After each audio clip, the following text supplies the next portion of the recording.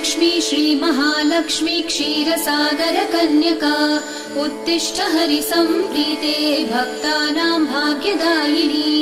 श्रीलक्ष्मी श्रीमहालक्ष्मी क्षीरसागरकन्यका उत्तिष्ठ हरिसम्प्रीते भक्तानां भाग्यदायिनी।